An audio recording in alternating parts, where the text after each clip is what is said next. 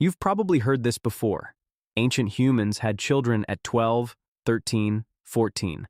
Life was short, so they started early. Grow up fast, reproduce fast, die fast. It's one of those facts that spreads easily because it sounds right. It fits the story we tell ourselves about how primitive and brutal prehistoric life was. It makes modern adolescence look like a luxury, something we invented once we had the time and safety to afford it. There's one problem. It's largely wrong.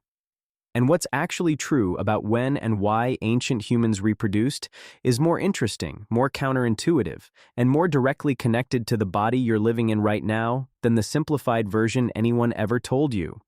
To understand what ancient reproduction actually looked like, and why the Kids at 12 story gets it so wrong, we need to untangle 5 things. What the skeletal evidence actually shows about ancient puberty, why the real age of first birth in ancient populations surprises almost everyone, what actually limited reproduction in early humans, why our species delays adulthood longer than any other animal on Earth, and what all of this means for the mismatch you're living inside right now. Let's go.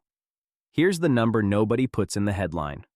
Among hunter-gatherer populations, the closest living analog to how our ancestors actually lived, the average age of first birth is around 19 years old. Not 12, not 14, 19. Teenagers in these populations are often sexually active after puberty, yes. But the first child reliably arrives years later. The body reaches sexual maturity and then waits.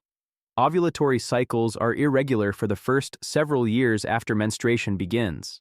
The reproductive system is technically online, but not yet running at full capacity, a biological delay that researchers call adolescent subfecundity.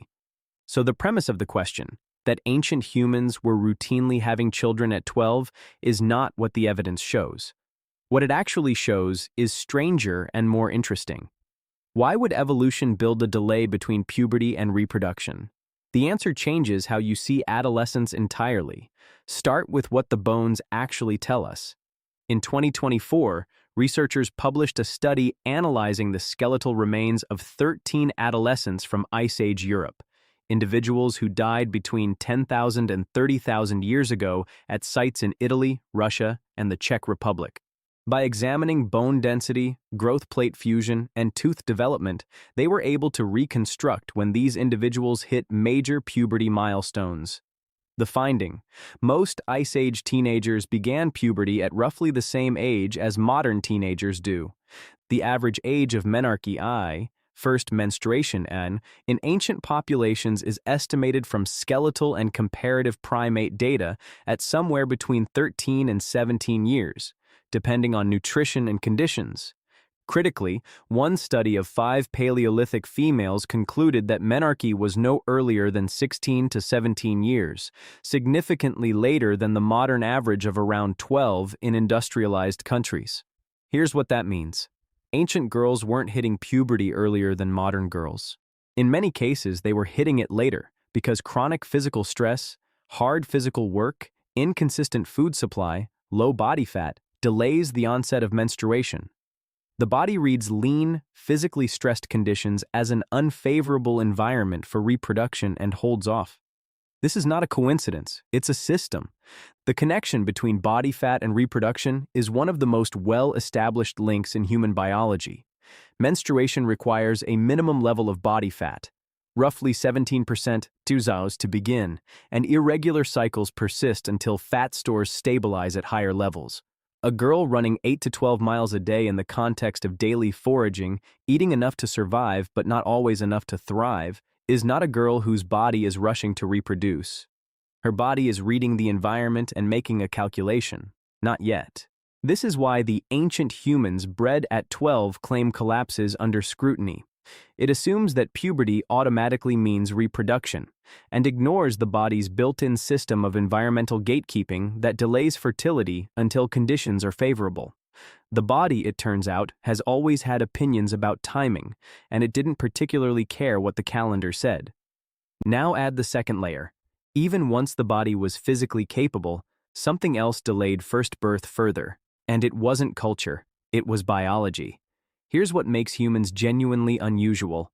Among all great apes, chimpanzees, gorillas, orangutans, the gap between sexual maturity and first birth is relatively small. A female chimpanzee reaches sexual maturity around 10 to 11 years and has her first offspring around 13 to 14. For humans, the gap is dramatically wider. Sexual maturity arrives in the early teens. First birth, in natural fertility populations, arrives around 19. That's a 5 to 6 year gap between the body being technically capable of reproduction and actually reproducing. No other great ape has a gap this wide. Evolutionary biologists call this the extended human adolescence, and it is not an accident, a mistake, or a byproduct of modern life. It is a feature, one that evolution maintained for a reason.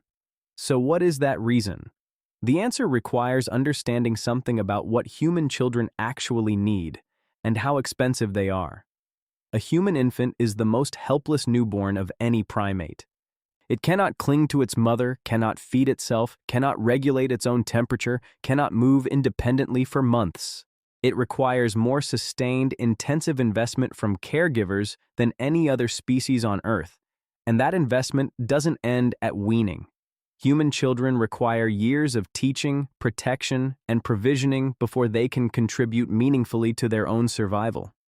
This creates a biological problem. Raising a human child to a point where it is no longer a net drain on the group requires enormous resources, and a mother who can actually provide them. A 13-year-old body, even one that is technically capable of conception, is not necessarily a body equipped to survive pregnancy, survive childbirth, or sustain the years of nursing and caregiving that follow. Bones are still developing. Pelvis width is still changing. Fat reserves are borderline. The risks of complications are significantly higher. Evolution, which cares about outcomes rather than intentions, penalized early reproduction through exactly those risks. Mothers who reproduced earlier faced higher mortality in childbirth. Infants born to very young mothers faced higher mortality in infancy. The system pushed the effective age of first reproduction toward the late teens, not through cultural rule, but through the brutal arithmetic of who survived and who didn't.